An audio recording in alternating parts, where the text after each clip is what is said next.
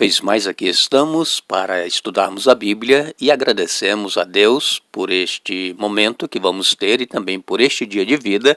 Agradecemos também a todos vocês que nos acompanham estudando a Palavra de Deus e saudamos a todos com a graça e a paz do Senhor Jesus. Ficamos felizes por saber que você está aí nos acompanhando. Em várias partes do mundo nós temos pessoas que nos acompanham e ficamos agradecidos a Deus por isso. O José Coimbra, ele nos acompanha em Angola, um abraço. Também Valquíria Almeida em Darmstadt, na Alemanha. Temos também acompanhando os nossos estudos o Adão e a Suzana lá em Vila Velha, no Espírito Santo. Também acompanhando os nossos estudos o Hélio e a Sônia em São Paulo. Temos ainda aqueles que nos ouvem diariamente, a Irne e os seus familiares aqui em Stamford, Connecticut, nos Estados Unidos.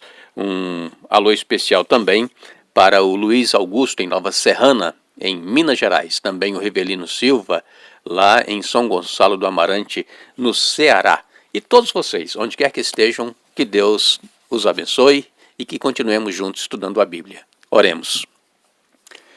Pai nosso que estás nos céus, aqui estamos agradecidos por este momento que nos concedes para estudarmos a Tua Palavra. Pedimos humildemente que o Teu Espírito Santo seja derramado sobre cada um de nós, nos dando entendimento da Tua Palavra. Precisamos, ó Deus, conhecer a Tua verdade e colocá-la em prática em nossa vida.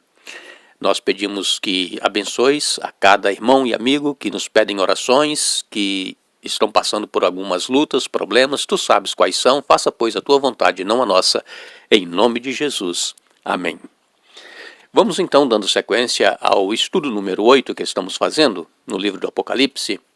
Como eu disse, capítulos 12, 13 e 14. Nós às vezes citamos aqui algumas passagens bíblicas e nós não temos tempo de ler, mas você pode ler aí na sua Bíblia, tá? Anote e leia para que você possa comparar um texto com o outro e ver que a palavra de Deus por si mesmo ela se explica. Ontem nós estivemos falando a respeito desta luta, desta batalha que continua aqui no planeta Terra, Satanás perseguindo ao povo de Deus, aos remanescentes fiéis. Por quê? Porque ele foi derrotado na cruz do Calvário. E então ele não tem outra alternativa a não ser levar centenas, milhares de pessoas também para o erro, para a perdição, e todos então terão um final no lago do fogo e enxofre que nós conhecemos no Apocalipse. Nós vamos ler Apocalipse capítulo 12, verso 17. Apocalipse 12, 17 nos diz: Irou-se o dragão contra a mulher e foi pelejar com os restantes ou os remanescentes da sua descendência, os que guardam os mandamentos de Deus e têm o testemunho de Jesus. Em Apocalipse capítulo 12, verso 14, nós vemos ali a afirmação que houve uma grande perseguição do dragão contra a mulher pelo prazo de um tempo, tempos e metade de um tempo. Apocalipse 12, 14.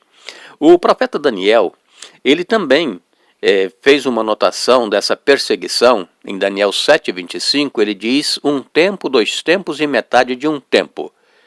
Quando nós lemos Apocalipse 12, verso 6, aqui nós vemos a afirmação que essa perseguição seria de 1260 dias. E em Apocalipse, capítulo 13, verso 5, afirma que essa perseguição seria de 42 meses. E quando nós então fazemos as contas, você anote aí essas passagens que eu falei para você ler e depois você faz as contas para ver que realmente é isso que nós aqui estamos dizendo. Quando nós então fazemos a conta, nós vemos um tempo, que são 360 dias, um ano, não é? 2 tempos, que são 720 dias, mais metade de um tempo, 180 dias. E o total aqui dá 1260 dias, ou em profecia, 1260 anos. E foi exatamente esse período, né, de 1260 anos que a igreja cristã foi perseguida. Os cristãos que queriam permanecer fiéis a Deus, aos princípios que Jesus deixou quando fundou a sua igreja, que não aceitavam a entrada de heresias dentro da doutrina pura que Cristo havia deixado.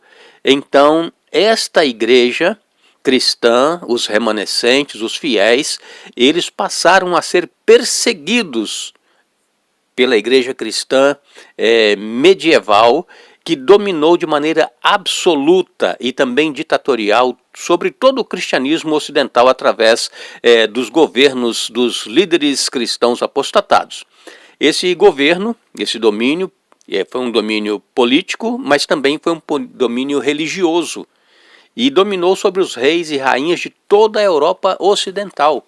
Você pode ler aí na história, não é? A história geral, quando nós passamos aí pelo colégio, né, estudando sobre os reinos, nós vemos essa perseguição que ocorreu na Idade Média, a igreja cristã perseguindo os cristãos e matando muitos cristãos. Milhares de cristãos foram mortos pela própria igreja. Por quê? Porque ela queria impor que as pessoas aceitassem aquilo que elas estavam mudando na palavra de Deus. E hoje, irmãos, eu volto a afirmar, muitos cristãos continuam sendo enganados, pensando que estão servindo e adorando a Deus, fazendo a vontade de Deus, mas estão usando as tradições ou as heresias que foram infiltradas dentro da igreja. E é por isso que nós precisamos estudar profecias e precisamos estudar a história para conhecermos o que foi que aconteceu e por que ocorreram essas mudanças. Nós nos lembramos que em 1798, quando terminou os 1260 anos, o general francês Berthier, por ordem do imperador Napoleão Bonaparte, na França, ele entrou no Vaticano e prendeu então o Papa Pio VI, levou o Papa Pio VI para o cativeiro, onde o mesmo veio a falecer. Nós sabemos que foi um duro golpe para a Igreja de Roma, mas, ao mesmo tempo, foi um alívio para toda a Europa nesse tempo. Napoleão, então, ele fez a separação entre igreja e Estado, e as perseguições por motivo de religião começaram, então, a cessar. Então começou um período de abertura, e essa abertura dura até os dias de hoje no Ocidente. No entanto, Satanás, ele continua irado contra a mulher. A igreja que se mantém fiel a Deus, Satanás continua irado. Em Apocalipse 12, verso 17, fala de uma perseguição especial que o dragão, Satanás, dirige contra os restantes da descendência da mulher. E esses restantes, eles possuem uma característica que Satanás odeia. Qual é essa característica dos restantes, dos remanescentes? Guardam os mandamentos de Deus e têm o testemunho de Jesus. Em Apocalipse 14, 12, nos diz que eles são chamados de santos, e se diz que eles guardam os mandamentos de Deus e têm a fé de Jesus. Apocalipse 14, 12. Então, o que nós precisamos ter em mente é que esse restante, este remanescente, são cristãos salvos pela graça divina, justificados pela fé em Jesus e que vivem em plena e total obediência aos mandamentos de Deus. Diariamente, esses remanescentes fiéis a Cristo, eles testemunham de sua fé em Jesus, crendo ser unicamente pela fé em Cristo que eles alcançarão justificação pela fé. Os remanescentes, eles de maneira alguma pensam que serão salvos por estarem guardando os mandamentos. Os mandamentos não salvam ninguém, mas a salvação é pela graça, pela fé em Jesus, pelos méritos de Jesus, mas a graça nos leva a uma transformação, nos leva à obediência.